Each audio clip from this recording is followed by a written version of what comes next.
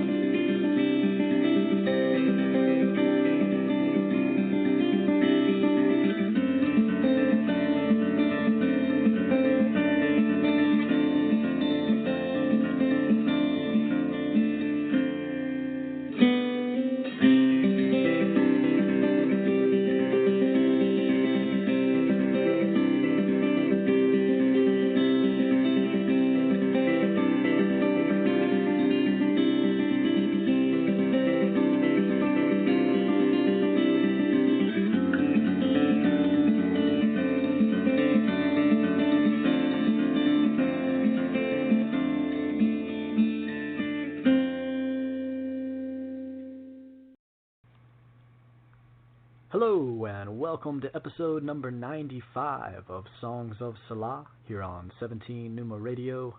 Thank you for tuning in this evening. I'm your host, Scott Thomas Outler, and it is Monday, January 27th, 2020. I'm particularly excited about tonight's episode because a dear friend and a great person, Melissa Anderson, will be joining the program to talk about her journey in the healing arts. Good health is a subject that I truly need to stay focused on here in 2020, so it's a perfect opportunity to share in Melissa's wisdom and positive energy here tonight. She currently works in the fields of acupuncture and Chinese medicine up in Michigan, and through the years has worn many other hats as well, including as a chef and a lead singer.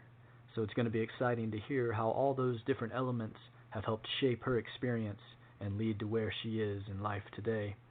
Her interview will be coming up shortly in the next segment, so please do stay tuned. I do encourage listeners to please take a moment and subscribe to the 17 Numa Radio channel. It's easy to do and it's free. All you have to do is click the follow button found on the page where this episode is streaming, and that'll get you signed up. A reminder to everyone that all past episodes of Songs of Selah can be accessed or downloaded for later listening from the archive here on the channel, or from the Songs of Selah page at 17numa.com. Be sure to check out some of the recent episodes from so far this month when you're in the mood, featuring interviews with guests such as Don Biaquez, Heath Brocker, Rhonda Huff, and Hedy Habra. Thank you to each of them for appearing, and big thank you as well to everyone who spreads the word about this program and helps by sharing episode links. Your support is greatly appreciated. I did want to mention here at the top that submissions for the 2020 Setu Mag Western Voices Poetry Edition are now open. The guidelines for those submissions can be found in a new post up at 17numa.com. I want to thank Sunil Sharma and Anurag Sharma, the editors at Setu Mag, for allowing me the opportunity to guest edit this year's edition. I did so last year as well and received some amazing poetry to include in that issue. So I'm hoping that this year will bring about a similar response from everyone. It's going to be a pleasure reading through your work, so please do send it our way soon, and feel free to spread the word to anyone you know who might be interested in doing the same. And speaking of poetry, I thought that might be a good way to kick off tonight's show. So this is a piece called Abbreviated Spaces from my book of Sand and Sugar. I lived 1,000 times between that breath and this sigh, between the first touch and the final goodbye, between childhood innocence and the birth of a conscience, between the opening salvo and the last act of war, between the fast and the feast, between the wants and the needs, between the victories and the not quite, between the capture and the conquer, between the blinding void of fear and the blinking of awakened eyes, between the bloodletting and the bandages, between the time spent in fields of freedom and the moments lost drifting through chaos, between the rights and the wrongs, between the tears and the songs, between the hopes and the dreams, between the space of each shifting scene. So that was Abbreviated Spaces, and that'll just about wrap things up here at the top of the show. Let's go to a music break now, and then come back on the other side with tonight's guest, Melissa Anderson. Stay tuned. Where are we? What the hell is going on? The dust has only just begun to fall. Crop circles in the carpet, sinking feeling. Spin me around again and rub my eyes. This can't be happening when busy streets are messed with people who stop to hold their heads heavy.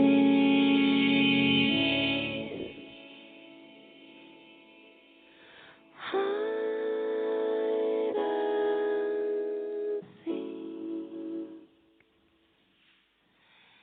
Chains and sewing machines.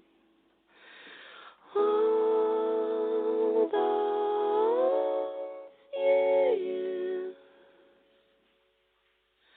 they were here first.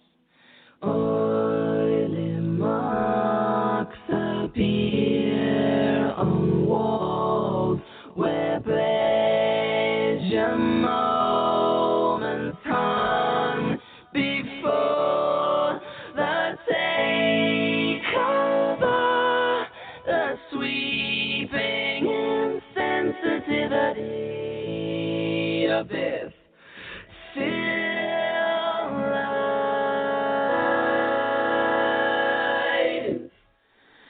Hide and seek.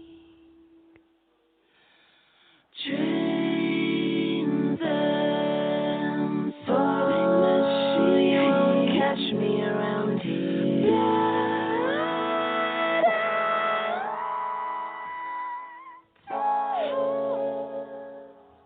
They were here first. What you say? That you only meant well, well, 'cause you did. What you say? That it's all for the best, because it is. What you say? That it's just what we need, and you decided this. What you say? What did she say?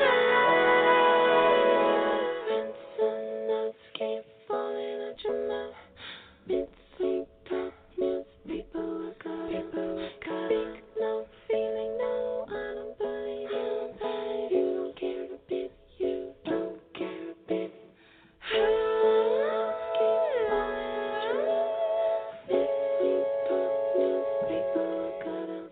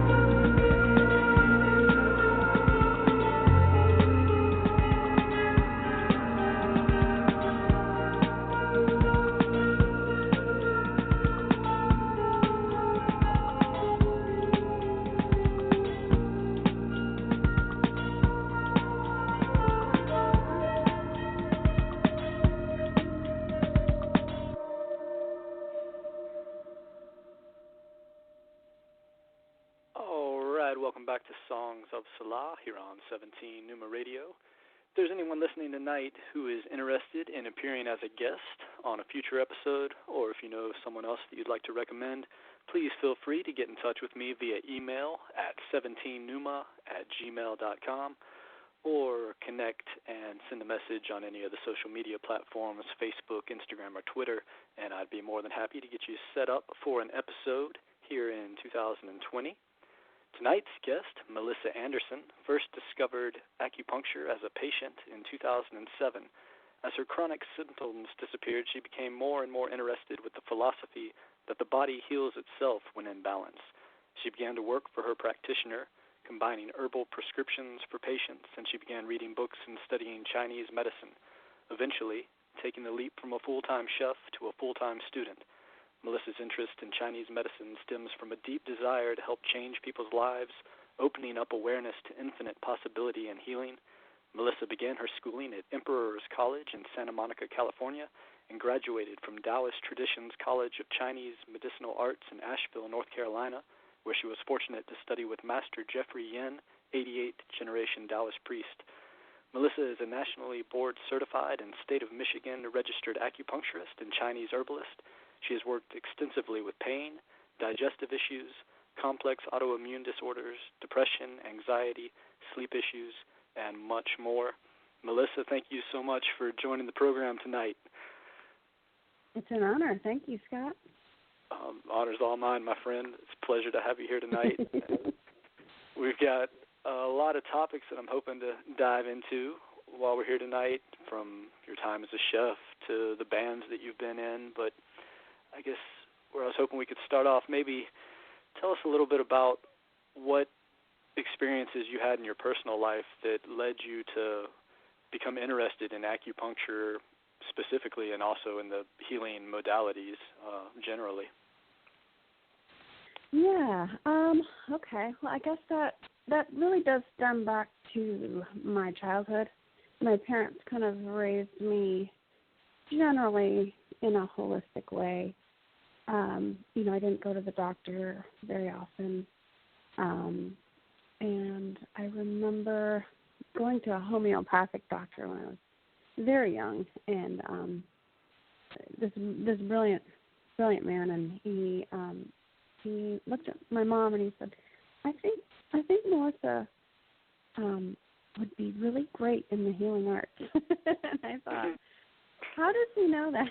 Or why does he think that about me at such a young age? And it's funny, that memory pops back up into my head now that I am in the healing arts. And I thought, I wonder if, he sensed something about me that, would lead me in that direction. So, so back then, just kind of growing up with those sort of roots. But I did run into a lot of health problems later on in my life, in my 20s. And someone recommended an acupuncturist to me. And to be honest, I was a little bit skeptical. I don't know why. But I also was on a budget at that time, a limited budget. And I told my friend, I said, I don't know if I could afford to get acupuncture treatments. And she said, just go talk to him. He's a really nice guy. He may be able to point you in the right direction or just give you some free advice. And as you said, he was the practitioner who basically said, hey, I need someone to put together these herbal formulas for me. I'll do a trade with you. If you help me make these formulas, I'll treat you. And it literally changed my life. It really did. It's interesting because I didn't even really understand before that how I was suffering from depression, from a really deep depression. And I was thinking about it as I was listening to that opening song where he says, it's like I've fallen out of bed from a long and vivid dream. Finally, I'm free of all the weight I've been carrying. I mean, after about 3 treatments, I literally felt this, weight lifted off of me, and I felt this, deep healing starting to happen in my body, and it was dramatic. It was very dramatic in my life, and later on when I decided to make a career change, I was like, there's no question, that's what I want to do. I want to study that. I want to be able to do that for other people. So that's the that's the short story. Well, that's really cool that person early on in life had recognized that energy in you and could obviously sense that you had that unique ability in you to follow that path. Yeah, I wonder what it was. I was so young. I had no I had no developed skills at that point in my life, so I don't know what you saw. It's interesting. Yeah, just an empath that can sense it, I guess. Knew that you had a great calling to follow. So when you started having that acupuncture back in the beginning and you felt the weightlessness and the healing, the deep healing, is that just in the physical body, or with these holistic approaches, was that also psychologically and sort of on other levels as well? Yeah, definitely. It was all intertwined. It was really like one of the most meaningful experiences of my life. It was maybe like my third treatment or so. I walked into that office not even feeling particularly sad or upset about anything. And, he started doing the acupuncture, and I just, started crying. And it just kept coming and, uncontrollably. And I was, sobbing in his office, but in a way that was not, hopeless. It was, just years of weight were being lifted off of me, just, release. And I remember after that treatment, it had been raining. It was pouring rain when I walked in, and I walked out, and the rain had stopped, and the sun came out, and there was this giant rainbow right in front of me. And I just remember that so vividly, how synchronistic it felt, and almost sort of like this psychedelic experience where you feel at one with nature, and you feel like, inner and outer world are sort of mirroring each other, and just this very whole feeling.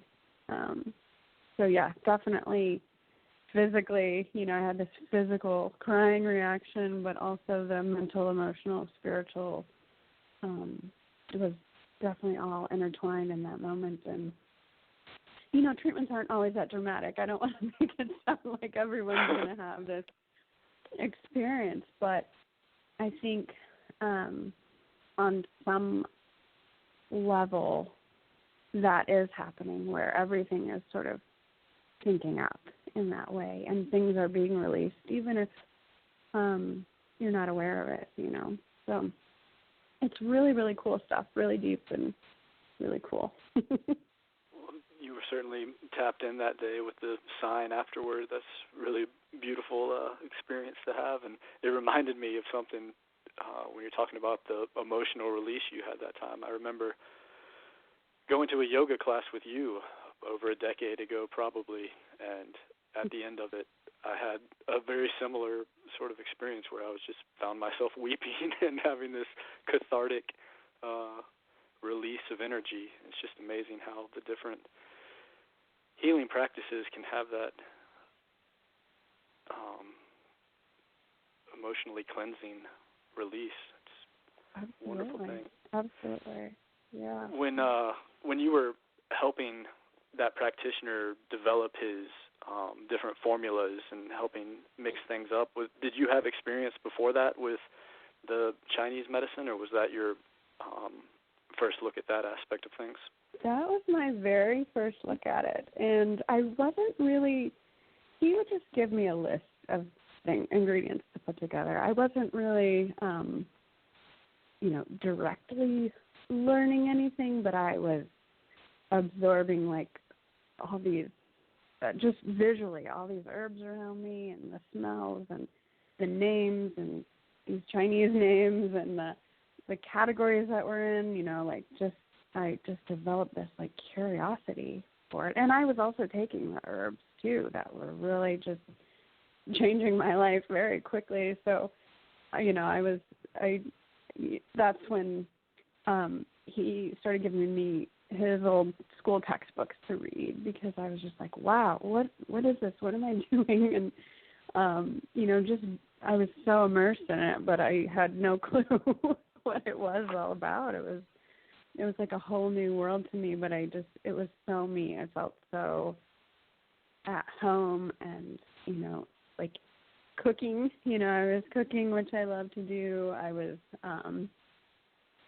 doing something that was helpful and useful to people, and also just it was really stimulating, like intellectually and philosophically, and there was this mystery about it too, which I was drawn to. So it just, all the light bulbs went off. I was like, wow, this is me. This fits me. When you were first starting to experience and practice with those herbs, are there any that stick out in your mind still today in those early experiences that had the most profound effect, or that you felt connected with the most?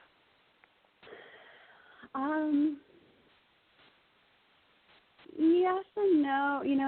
It's all kind of it all kind of gets mixed in, and I'm like, wow, I wish I would have written down every formula I had, or every herb that I took that had a significant impact on me.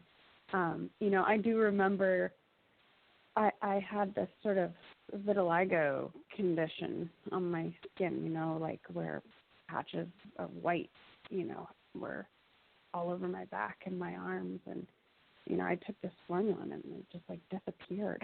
It was crazy, and I to this day I'm still like trying to figure out what was in that, so that I can help my patients in the same way. Or I got a pretty bad burn one day working in the kitchen, and I went over to his office and he gave me this stuff to put on it, and I just put it on a couple hours, and I took off the bandage and my skin had regrown in a couple hours. It was crazy. Oh, wow. And so, he did give me a list of those herbs too. So, I mean, all of them together. And it's not, Chinese herbs are a little different in Western. Chinese herbalism is a bit different than Western herbalism in that way. Like Western herbalism, they tend to use single herbs a lot that have many, many, many different functions and uses. And in Chinese herbalism, it's more of a system, and it's more how the herb formulas, how the herbs interact in the formula, the relationship that the herbs have to each other in the formula. So it's a little bit more complex. And maybe I would even say there's a little bit more of an art to it that I'm still trying to master.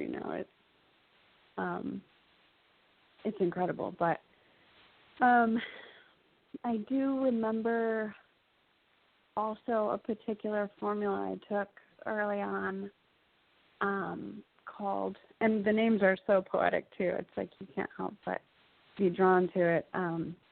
Free and Easy Wanderer was one of the original formulas that I started taking, and if you can imagine it is just that. It kind of just like the experience that I had, it like lifted all this weight off of me so that I could just sort of be a more free and easy wanderer through life, and that's exactly how it changed me and exactly what happened to me at that time. So, yeah. there is a certain alchemical magic to the whole system, and I'm sure that it's a lifelong pursuit of getting in tune with all of those different formulas and energies that they work together as. And you talk about being free and wandering and that sort of energy, and I found you to always have that sense of carefree nature about you in a certain sense, but then also being very disciplined and focused on whatever it is that you're working toward at a particular time. And you mentioned that back then you were a chef at that time, or working in the restaurant business as well. And so what was it that had you finally decide, okay, I really am going to change this career path? And how do you go through a transition like that when you're taking a giant leap from one path to another? Yeah, I mean, that's a great question.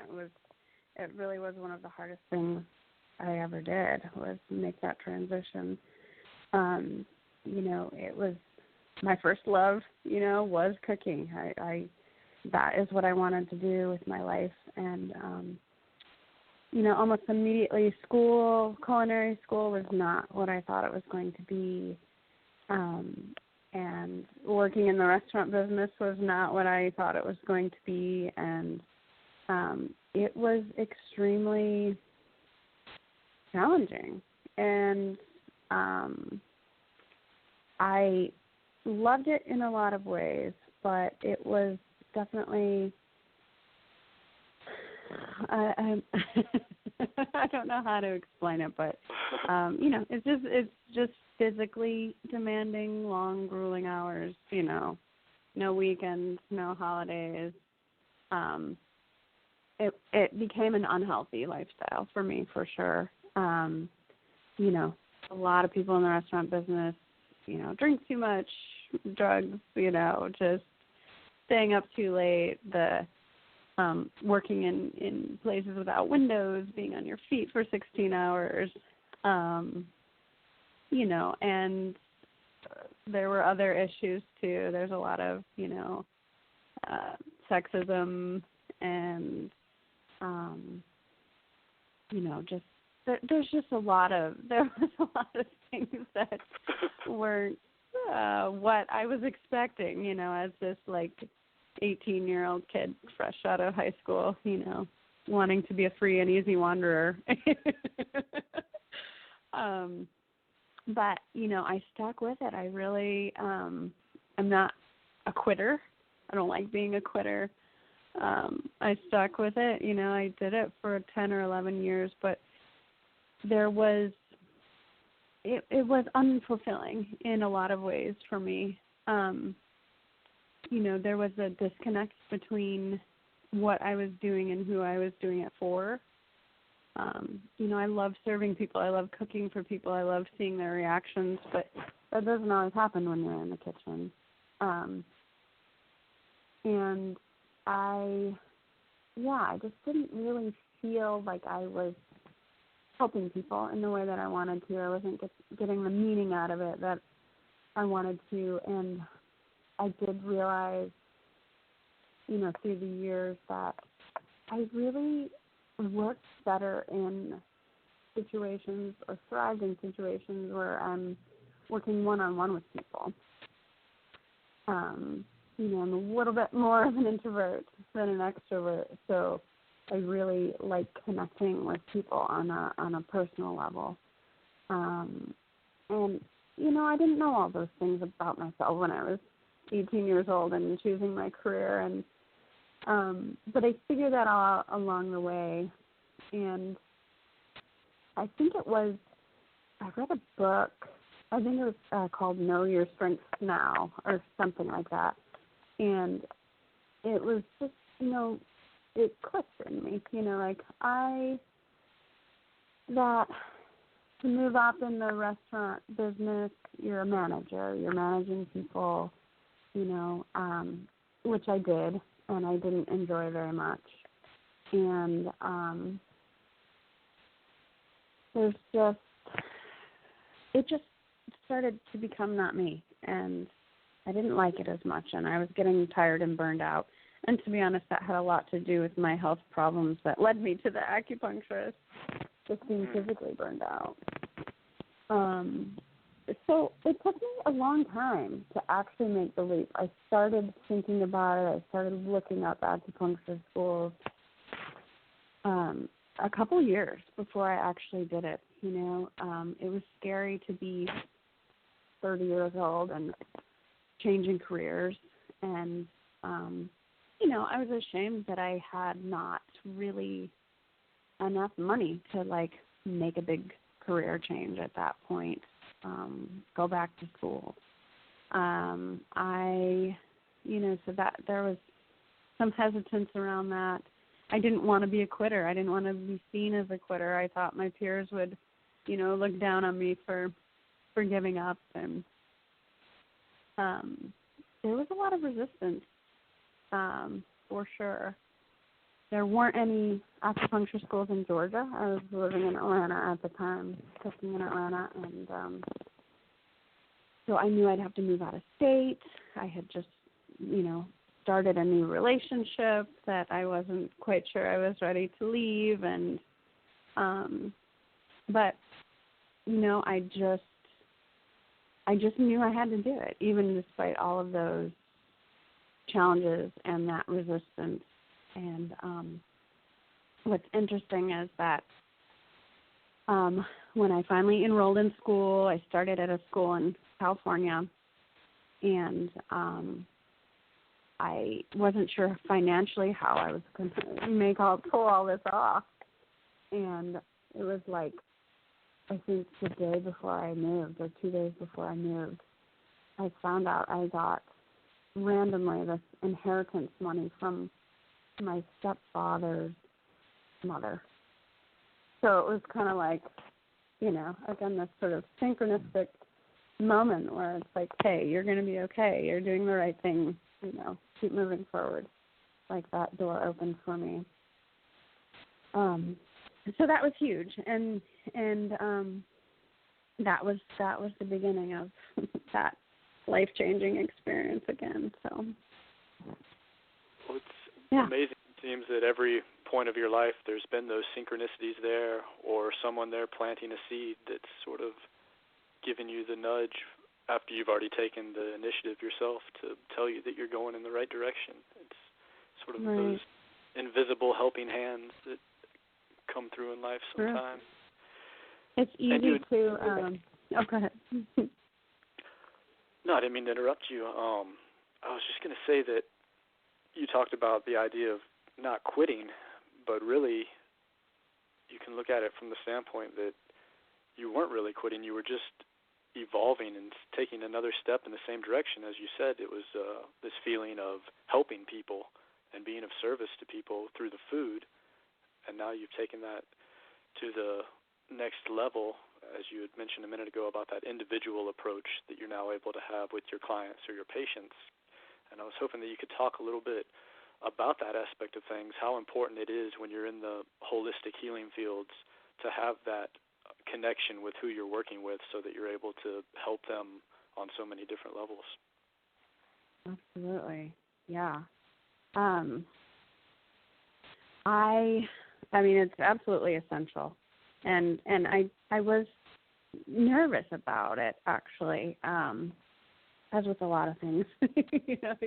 Nervous, but do it anyway. I was nervous about being in this position, wearing a white coat, like calling myself a professional, calling myself an expert, and feeling like, what if I don't know all the answers? Like I'm a student too, always, and what if patients don't look up to me or don't trust me, or what if there's a question I can't answer? But what I have found, there are a few patients that really come in and drill you, not like in a nasty way, but it's just their personality type. They're a little more scientific. They want to know the evidence. They want you to explain this Eastern philosophy to them in sort of a Western way. And I've actually gotten a little bit better at that, to be honest. But what I find is that, 95% of my patients, it's more about rapport. It really is. They just want to know that I have their best interest in mind and that I'm going to take good care of them. And, unfortunately, I hear all the time that people come in all the time and just, they don't get that from their regular, general practitioner. And a lot of it's the time constraints. I spend a lot of time with my patients, and I think that says a lot to them, that I really am diving deep with them. I'm taking this journey with them. You know, I may not have all the answers, but we'll learn together. And patients really, really appreciate that. They really do. Even if I don't know everything or have all the answers to their questions in their first session, you know, things need to be unraveled and come out. And I'm totally committed to the process of helping them figure things out and getting to the bottom of these complex problems. It makes me a better practitioner. It helps them heal. You know, I'm all in. And I think, to my patients, that is what they're looking for. So it kind of helps me relax, you know, and not feel like I'm their equal. I'm not sitting on a pedestal telling them what to do with their life, you know. So, yeah, super, super important, and I've learned that more and more every day. And when you're dealing or working with some of those patients, what are some of the experiences you've had so far that have been the most satisfactory, like helping out certain symptoms or watching people improve over time that you're working with them and seeing them reach new levels of health? Yeah. I can't tell you, it's so rewarding. I see it every day. A few cases come into my mind, but there was a woman I was treating. She had to use a walker for 2 years after she had all these major surgeries like hip surgery, and just felt like she would never be able to be as mobile again, and was also kind of depressed about her starting to see her limitations. And I think it was 2 or 3 treatments. She didn't need her walker anymore at all, and she hasn't used it since. And it's not just like the physical part. It's like, wow, this person has all this hope for what's possible for her health. And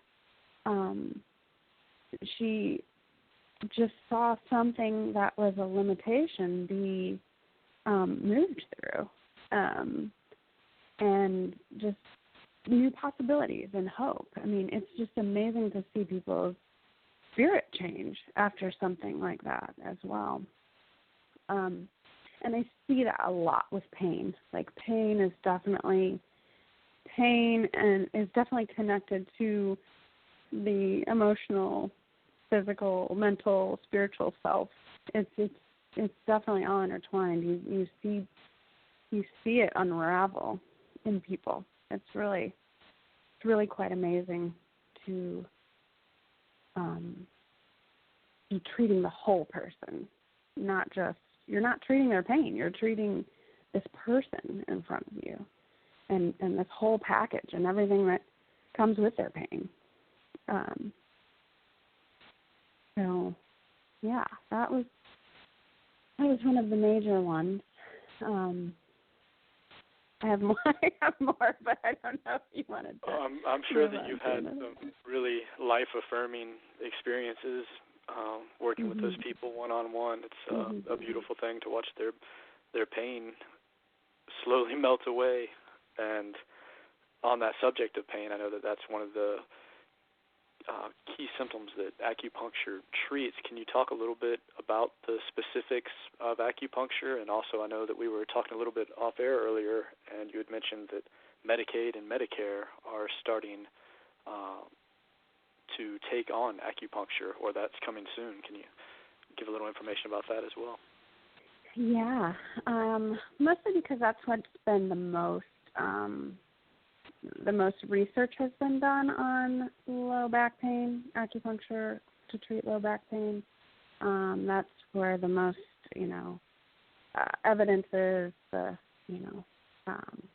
randomized, controlled, double-blind tests, have been done on acupuncture. So there's a big push right now let me back up a little bit. So, there's a huge opioid crisis going on right now. People getting addicted to pain pills. Doctors, Western medicine doctors, don't have that many tools in their toolbox to treat pain. It's either, painkillers, drugs, opioids, or surgeries, corrective surgeries, or, sometimes extreme things like burning the nerves so that, they basically don't feel things, but they have to go back in and do that every so often. And obviously not, correcting the source of the pain by any means. And now doctors can be held liable for, if patients become addicted. So doctors are much more diligent about their prescriptions, and they're looking for referrals. They're looking for ways to refer out. That they don't necessarily want to deal with that liability, and they don't have that many tools in their toolbox. So, they're looking to other modalities. And, there are some great things out there like physical therapy and chiropractic that are covered. But acupuncture really is one of the best ways to treat, kind of chronic, non-specific pain, like especially if there wasn't really an injury or a surgery and no one knows why it's happening. Acupuncture is amazing for that. And so I think there is this big push to help these people who are addicted to pain pills.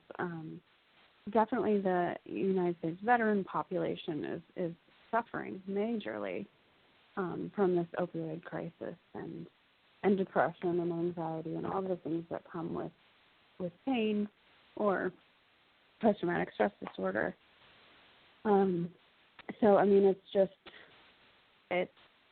It's pretty obvious that acupuncture is such a great choice for that, and I'm happy that the medical profession is kind of catching up with that and understanding that that's a really good solution and that we can work together with doctors to help these people, to really help change their lives and not just mask the symptoms and create other problems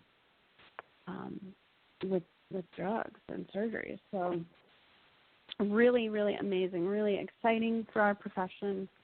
I hope it continues to move in that direction and maybe eventually just be covered for, insurance coverage for other things beyond low back pain, because that's just the tip of the iceberg of what acupuncture can do, but it does help get people in the door and able to see what it can do for their lives.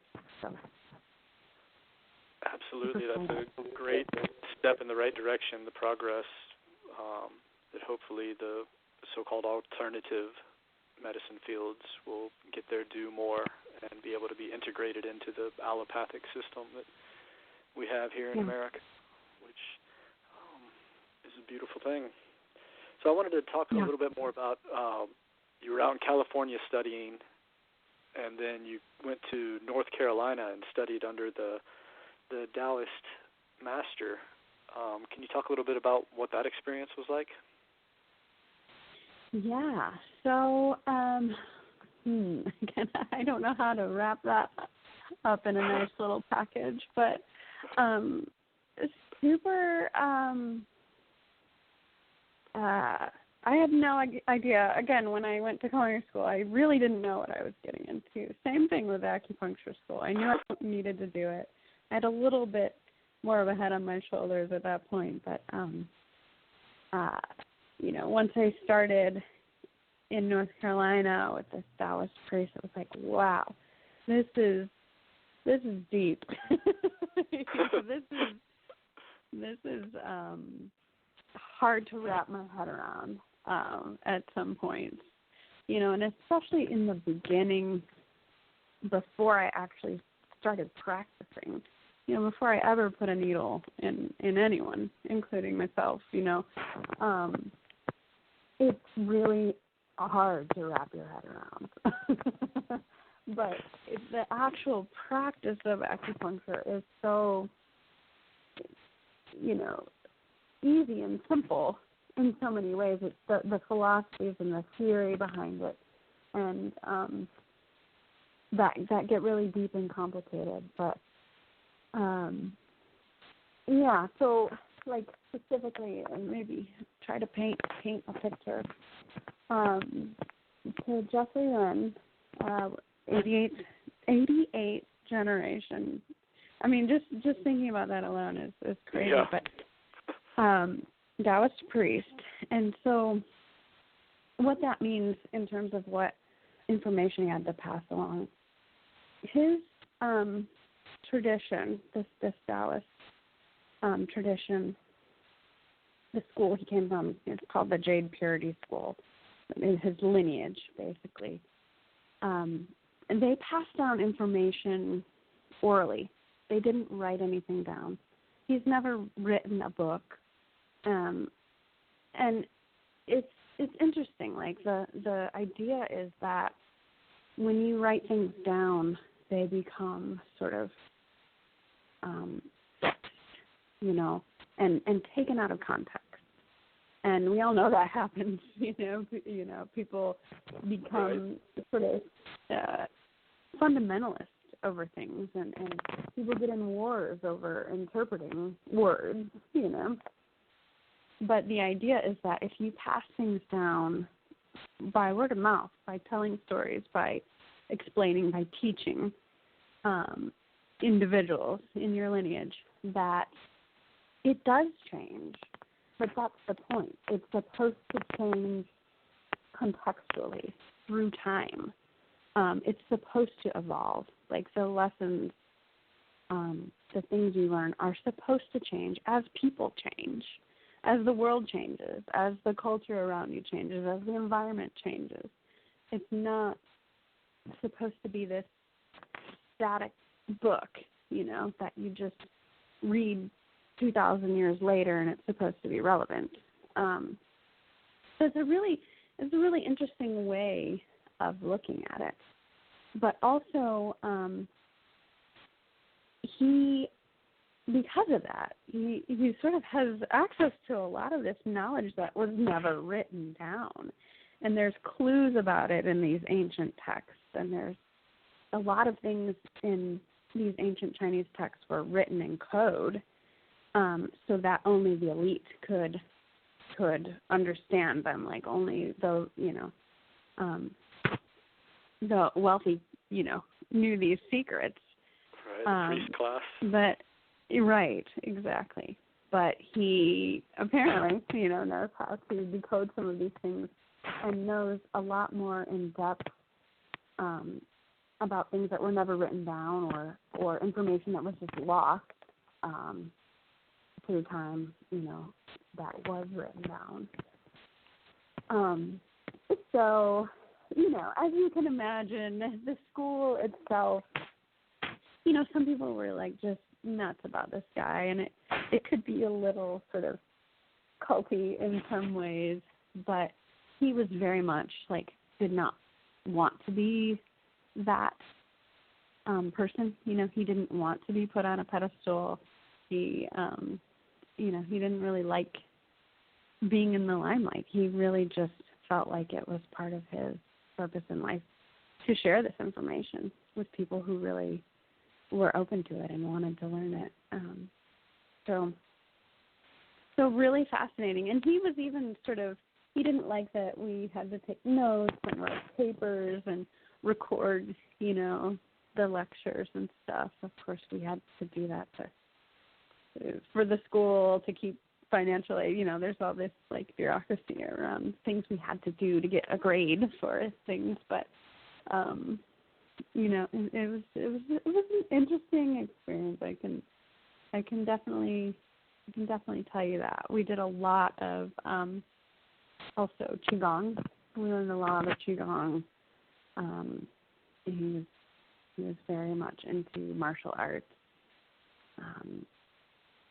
And so, it was interactive. It was It wasn't just sitting in a classroom all the time. I really like the essential philosophy that you talked about there of there being almost a living, breathing organism to that system when it's passed down orally, in that static foundational text. Yeah. So this hour is flying by, Melissa. It's been amazing talking to you, and I want to end up here. You're back in Michigan now. That's where you started off your life. You've been to Georgia and California and North Carolina, and now you're back up where your roots are. Can you talk a little bit about where your life is at now and how it feels to have made that sort of complete journey, that circle? Yeah. It's interesting. You're like touching on all these like super transformational, really meaningful, powerful, potent points in my life, but that was definitely another one of them. And it usually is when you physically move. Usually you go through more than just the physical transformation or journey. But yeah, it was not planned. I never wanted to come back. It was not in my plans at all.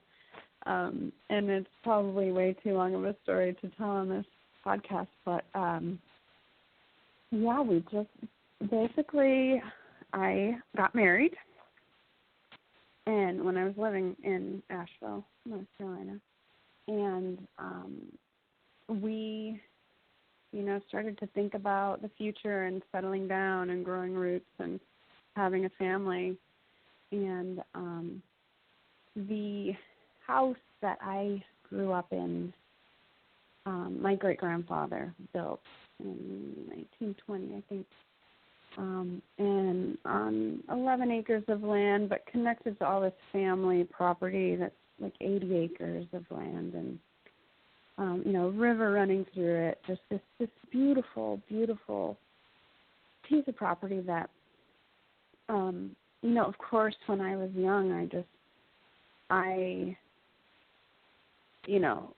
played in the woods all the time, had forts, my cousins lived, in walking distance. Like, I just had this really magical kind of childhood, but didn't even realize it. I didn't appreciate it for what it was. I just always wanted to move to the city. I wanted to live in the city and experience the city. And so that's what I did. I moved to Pittsburgh. I moved to Atlanta.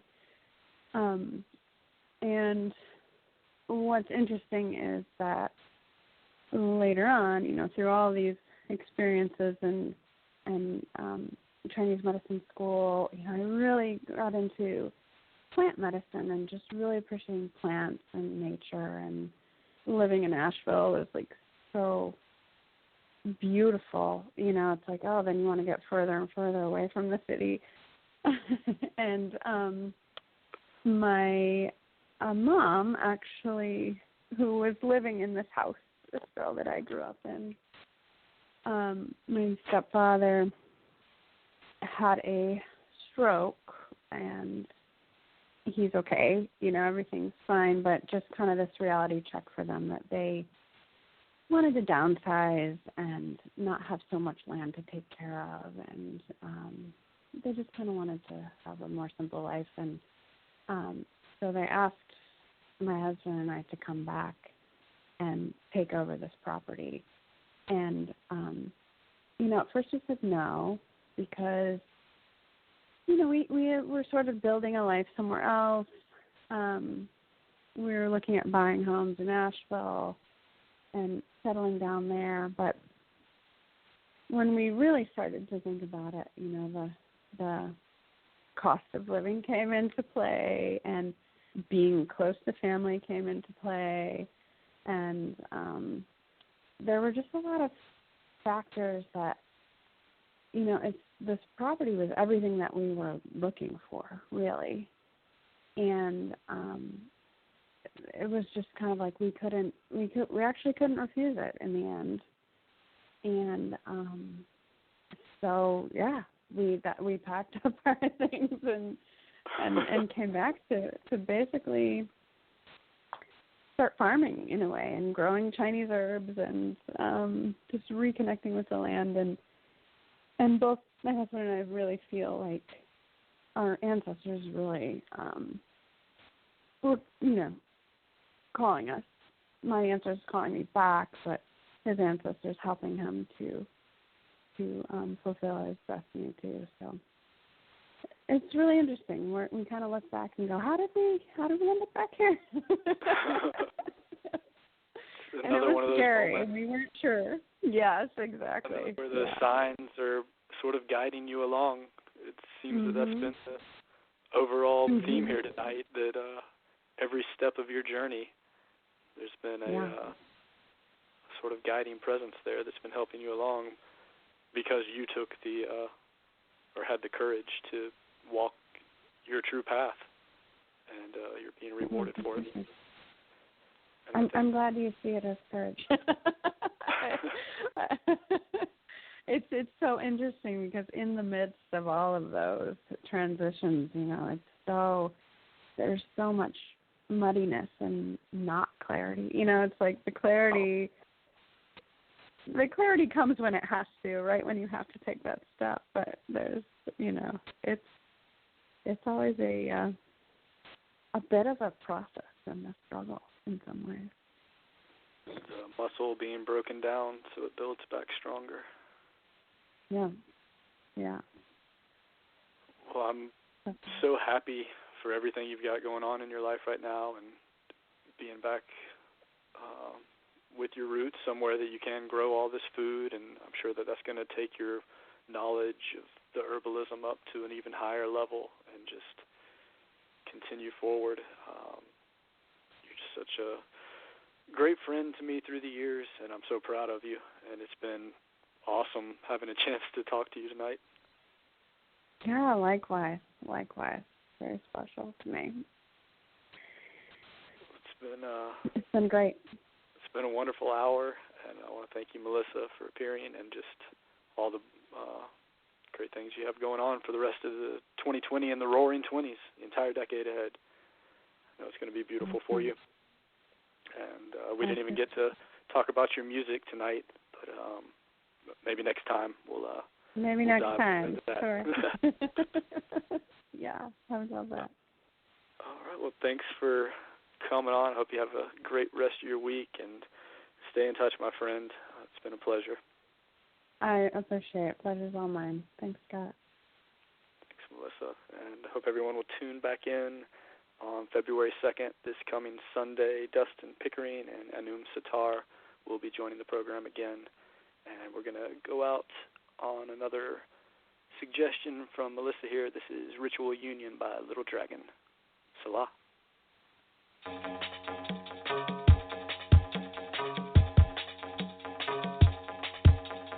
Oh.